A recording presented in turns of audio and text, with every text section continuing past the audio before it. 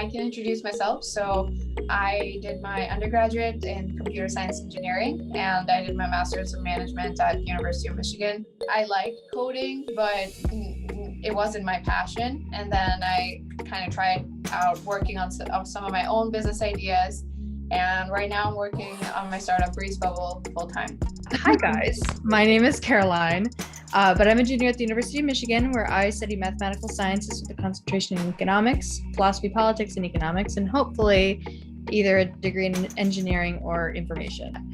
But yeah, I'm actually currently in the Entrepreneurs Leadership Program within the Center for Entrepreneurship at the University of Michigan. And that's how I came to know about breathable. Amazing mission, of course, but when I first met Arohi in early December, I was looking to join a startup as a co-founder in some sort of either marketing or product role to kind of expand my knowledge of entrepreneurship in the startup ecosystem. Even before the pandemic, breathable was focused on providing this cost-efficient, affordable, and easily accessible option for PPE, in all areas of the world, not just developing areas because of how bad the air pollution is. So just amazing mission, and it's just been a wild ride ever since. Can you give a quick description of what breathable is? Sure, yeah. breathable is a smart mask with a flexible edge design that's made for high comfort and protection. As Caroline mentioned, we started developing this back in 2019 to combat the problem of pollution. I grew up in India in a city where it is a metropolitan city where air pollution was a big problem for at least 6 months in a year. And it was difficult for my friend's family to go out for a run or a jog easily and comfortably while staying protected. So I wanted to create a better solution for that. And that was kind of the start of it. And over the months, we pivoted the product to servicing the current COVID demand. And that's what we're doing right now. How long have both of you guys been working for breathable? Yeah, so I started working on the idea itself in 2019. That time it was just, I was just creating designs or prototypes, just doing some customer discovery. And then Caroline joined me back in December. We started talking, and since then we've been working together, and it's been really awesome. What would you say is a day-to-day in your life look like? Sure, yeah. It's been a journey. Initially it was just, working on the idea and seeing if it's even a problem for people. So initially it was just talking to people and understanding what problems they have and kind of listing those down. After that, it got into more creating a pitch deck, trying to see if there's any profitability to it. So everything from business development, there's marketing and go-to-market strategies, there's product development, we're also working with 2 firms for our legal and accounting and taxes.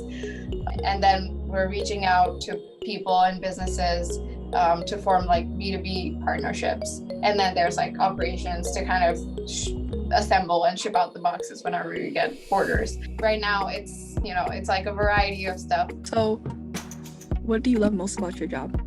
That's a great question. Caroline, do you want to start with that?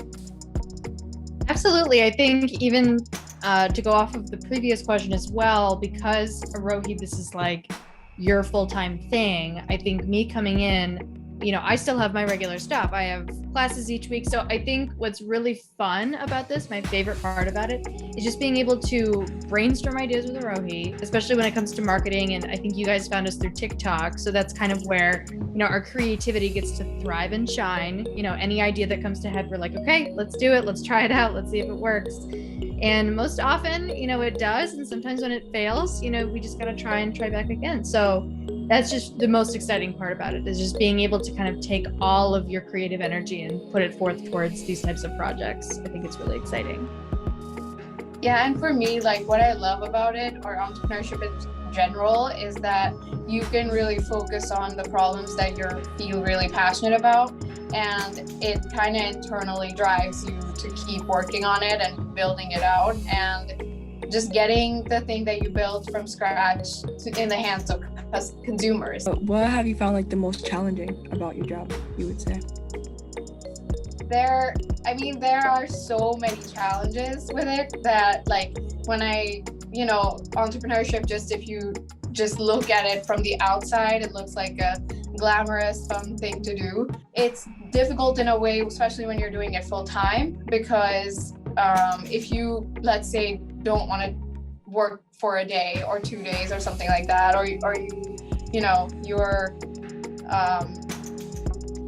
not able to kind of grow your business as fast as you want, you're not going to be able to pay yourself, and you're not going to be able to continue to sustain yourself. Not having that security that every month you're going to be able to pay yourself. For me, because I've been a part of so many like unpaid projects, and even in this sense, like I'm really only working on the fun stuff. Like Arohi takes over like a lot of the different things. But I've been a part of projects before where you're not getting paid for your work. In fact, sometimes you're putting in more energy than you would if you were, actually paid for something. So that's definitely something that doesn't pop into my head. I think the biggest challenge for me is just knowing that I already have a schedule that's kind of built around my classes, and making sure that I'm still, giving 110% in the classroom. That can make it challenging when, you're trying to schedule things, and sometimes you have really, stressful midterm weeks, so you're not able to do the tasks you should be doing that week for the startup. But I think Arohi's been incredibly flexible and understanding, and I think that's what's great about startup ecosystems, is that everyone understands, especially, early stage. Most times you'll see that founders, if they haven't already quit their jobs to dedicate themselves full-time to their startup, they're still working full-time. So being able to be flexible and understanding, I really appreciate on Arohi's part. But I definitely think that's still a challenge, just trying to make sure you're able to take care of the tasks each week that you want to put forth. And with the breathable mask, who do you think there is like a common buyer of your mask, like healthcare workers, young people, elderly? Like, who do you think is the most common buyer? Yeah, for sure. So right now, there's like one that's like people who are going to be buying this during pollution. But as of now, it's more people who want a comfortable yet protective mask to wear for long hours. So this is maybe not for the average person who's just going to the grocery store once in a couple of days or something like that. It's more for, let's say, a person who's going back to work and wants to be at, let's say, a warehouse or an office for 8 hours a day and wants something protective yet comfortable. And it's also older people who are buying this mask because, again, like they want to stay more protected. And then finally, a lot of people who've been wearing glasses have been attracted by the no glass fogging value proposition. So those are like the three big key segments. In a world where the pandemic may no longer be a factor, what would the business look like to you, and how would you adapt the business to fit the needs of your consumer base? Well, I think as we've kind of discussed, really the mission of the actual company came before the pandemic, where our consumer product is based in aiding people affected by air pollution. So our entire business model has been aided by the pandemic. Unfortunately, that's not necessarily a positive, but it does mean that we have an expanded consumer base. But in terms of our, like the consumers we're trying to attract, yes, that will change as, regular mask wearing is no longer required specifically, for a health concern.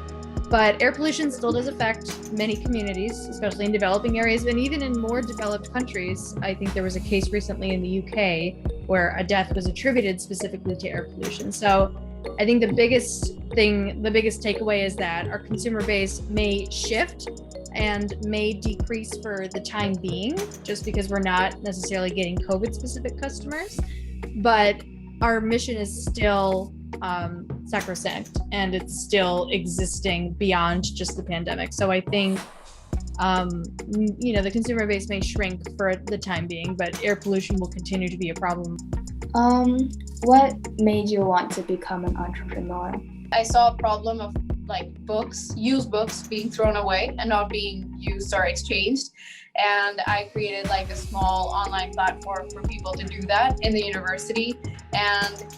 And just like implementing that system was so much fun. Like it was such a learning process. It was so cool to do.